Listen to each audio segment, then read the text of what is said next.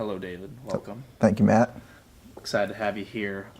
About you teaching here in the future. So, really, why did you want to get into teaching? What was kind of the thing that drove you to want to be a teacher? The thing that really wanted me to be a teacher when I was growing up, I was a very different student than a lot in my class, the only biracial student at the time and kind of a class clown.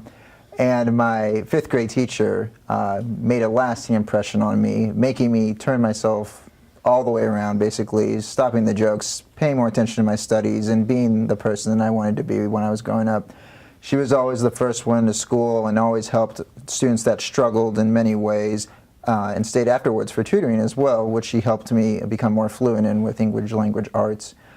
So leaving that lasting impression on me throughout my elementary and middle school made me want to continue on that path and make a change in the future for our students and for many other people.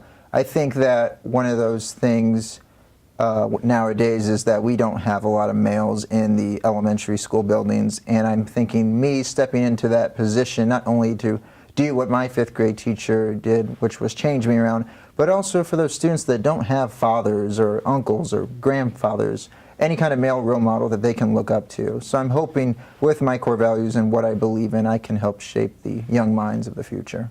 That's great.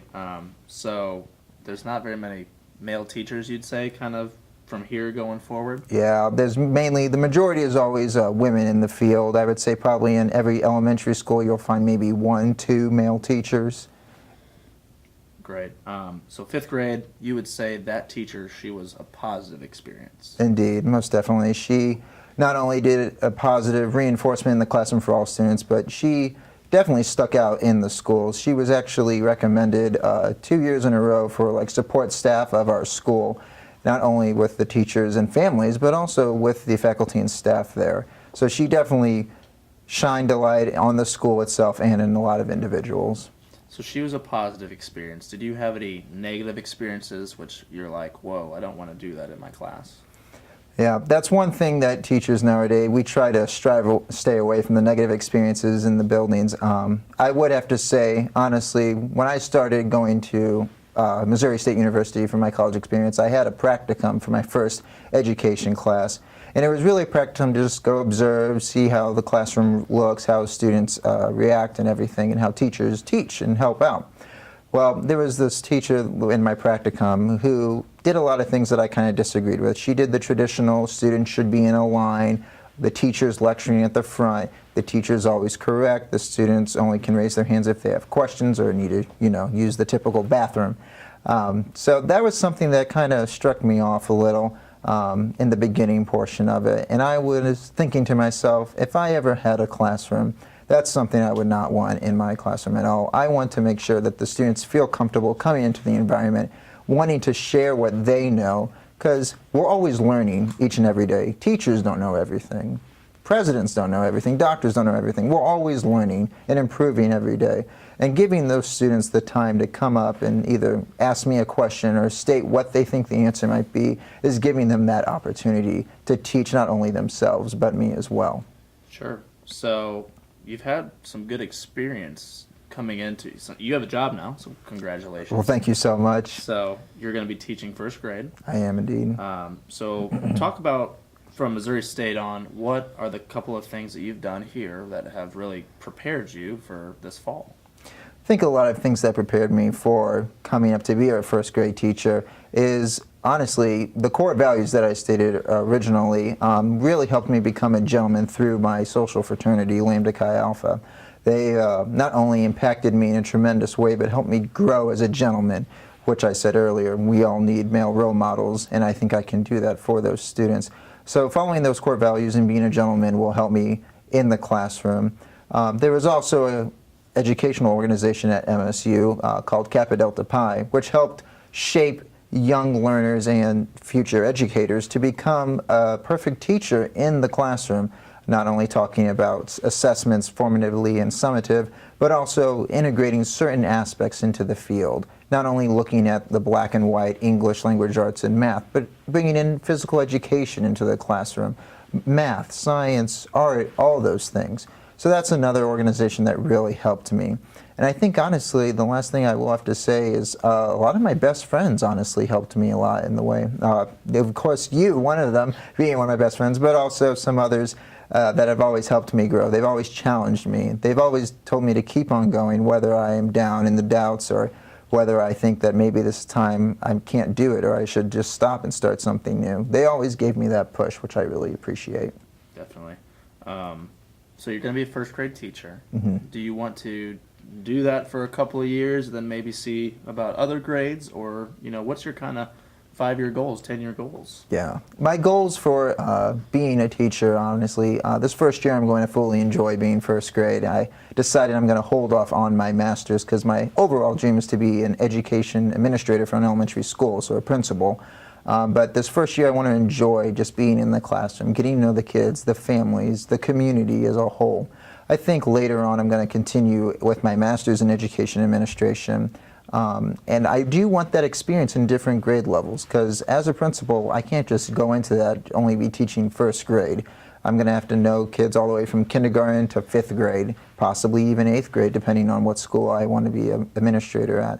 So I want to make sure that I have a good array of time in each grade level to make sure that I understand students, whether it's behavior issues or mental or physical. No matter what, I want to make sure I'm prepared for that. Definitely. So you got some books here. What do these books mean to you? Well, these books are a lot. I think I'm going to start first with this First Days of Schools. It's actually by Harry K. Wong and Rosemary T. Wong. And it talks about, going in as the first time as a teacher, preparing you for your first day of school, really. Not only looking at it as your classroom, but making the classroom environment very friendly and comfortable for the students because you don't know what the students are experiencing at home or outside your classroom. So you want to make sure that you continue to make it comfortable for them so they're not shy, they're not mad, upset, but happy to be there and make friends along the way. There's one quote in here that I really enjoyed, and it says, "The first day of school for a student is not only the first day of school for them, but for the rest of their life," which I really enjoy because it speaks to me on so many levels, saying that if you can make their first day amazing, tremendous, fantastic even, that can show them that there's so much more throughout school than just this first day of school. They can become leaders in the school by joining clubs or playing sports or doing so many things. A lot of things now in the classroom is classroom leaders or jobs like door holder or line leader, pledge patrol. So making sure that that first day for them is not only a perfect one, but continuing on throughout the rest of their time in school. The mentor text speaks a lot to me, honestly, because also they say nowadays that you're supposed to allow 90% of the classroom be comfortable, and not only the students should have control of it, and you should only have 10%, meaning your desk area and then up at the front board. So the students should be able to get their supplies. They'll be in designated areas. There should be posters around the room that makes them feel comfortable and also learning along the way. So that was one of my favorite mentor texts. That's awesome. And 2 other texts I brought, children literature, going back to the first day. This is called The First Day Jitters. Oh. It's by Julie Danberg and illustrated by Judy Love. And it's interesting because I read this the first day of all my practicums, interns, even student teaching this semester. And it starts out talking about a woman that's very nervous to go to school. She doesn't know if she's going to make any friends. She doesn't know if she's going to do good in class, if she's going to like her lunch, all those things. And at the end of the story, it turns out it's the teacher the entire time. It's her first day teaching, and she's worried if she's going to be perfect for the students or not. And I think all of us in that mindset, whether it's going for an interview somewhere or it's starting a new job, we all have those jitters. And we need to learn that even though we have them, everything is going to turn out in the best for you as an individual. Another children's literature I like to talk about, it's called Each Kindness, and it's by Jacqueline Woodson and illustrated by E.B. Lewis. And this one is more of a multicultural literature book. It not only talks about the differences in culture, race, gender, but it also brings out something special, manners, something that all students sometimes may be lacking. We don't know, like I said earlier, about their homes, how they are living, what they've been growing up around. But this story speaks about a young girl that goes to a new school, and she wants to be friends with the new clique or some group of girls. And those girls are continuing, oh, I don't want to play with her, or oh, she's new, and ostracizing her a lot. Well, as the story continues, the girl continues wanting to be a part of that clique until one day the clique or the group of girls say, we don't want to hang out with you. And then for the next 2 days, 3 days, it turns into weeks, the girl stops showing up for school. And the girls are just thinking, oh, she's probably sick or something's going on. The teacher comes in then and says, each kindness is for every certain student in the room. And there's an activity that goes along with it. If you drop a stone in like a lake or a pond and you see that ripple, each kindness spreads to one, to the next, so thus the ripple effect. And those girls in the story then realized what they did was so wrong that they were not showing kindness. They did not continue it, but instead they were being exclusive. They were keeping to themselves and not being inclusive, which is the opposite. And at the end of the story, it's very sad because the girl's name is Maya that left the school and she does not return at all. We don't know what happens. It's a mystery at the end of the story. But the group of girls always go back to this pond and throw stones in and share what they knew about Maya and what they could have said.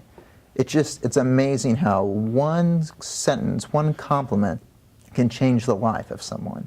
It's amazing. It really is. Wow. Beautiful stories. And what is that folder there? I see. Is that you with maybe a practicum? It is my folder right now with my current student teaching placement with some of my lovely kiddos.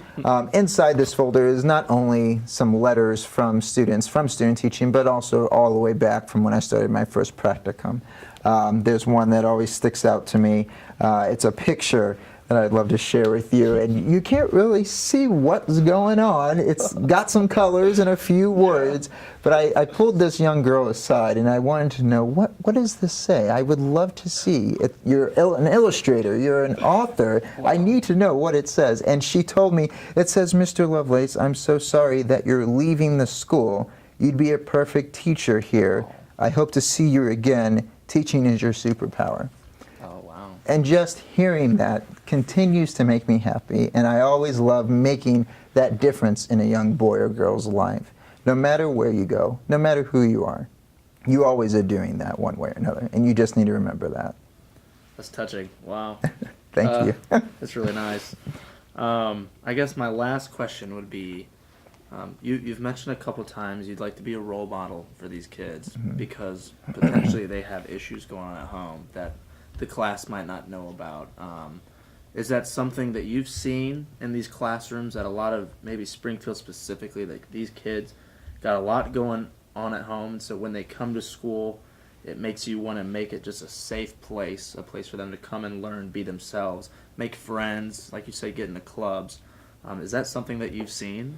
Sadly, I have seen some situations when the kids come into the classroom and they're either uncomfortable or you can see something that's setting them off, or just how they act around their fellow peers in the classroom. So that is something definitely that is hard as a teacher, to see them come in like that. And like I've said, yes, I do want to be that role model to change them and let them know that this is a safe place no matter what. Something that actually one of my cooperating teachers during my internship and student teaching does is at the end of each weekend, she gives each of them a hug and says, I love you. And you would think in some schools that that's something that you shouldn't say. You don't want to get too attached to certain students because it may communicate something wrong. But I think that these students nowadays are becoming so bright that they understand that if they ever need help or assistance, that the teacher will always be there for them. The teacher sees the students or the children more throughout the days, even the weeks, than the parents do. They're there at the school for 8 hours from whenever it starts to around 4 o'clock in the evening. And the students go home and they usually have dinner and talk about what happens at school, what happened that day, and then go to bed. So it's amazing how much the teacher sees those children and kids more than the actual parents.